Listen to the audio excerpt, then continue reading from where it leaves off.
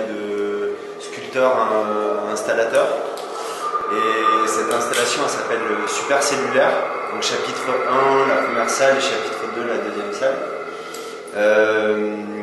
C'est vraiment du coup un travail sur un état. Pour moi, c'est un état, c'est un moment. C'est un moment suspendu entre un avant et un après. Un état sur voilà, de notre époque, de notre ère, donc un peu déjà de tout ce qui a été dit, bien sûr, tout ce qui a été évoqué jusqu'à maintenant. Donc dans la première salle, premier chapitre, on trouve ces écrans qui sont posés sur des bras comme des animaux. Donc c'est une volière qui nous observe, qui nous regarde, qui nous montre. On ne sait pas, il y a toujours cette ambivalence. Il y a vraiment quelque chose de l'ordre du paradoxe que j'aime beaucoup.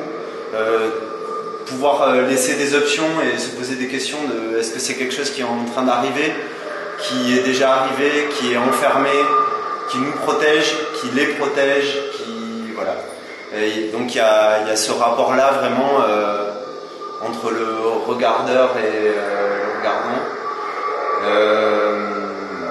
Donc voilà, et c'est des pierres bien sûr, donc qui sont personnifiées. Donc il y a cette histoire de l'animal qui est vraiment rapportée aussi bien à travers la volière que la cage, qui est aussi une sorte d'analogie avec l'homme. Bien sûr, donc une cage dans laquelle on peut s'enfermer pour se protéger, comme un bunker, et une cage où on peut enfermer.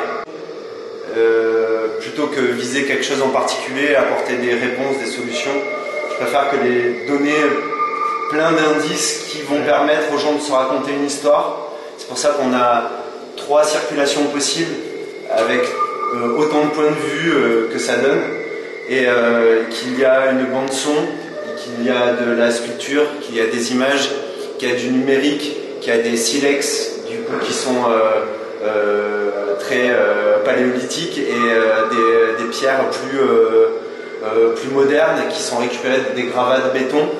Alors à l'intérieur, pour moi, je considère ça comme des armes simples, rapides et efficaces, des armes d'urgence réalisées.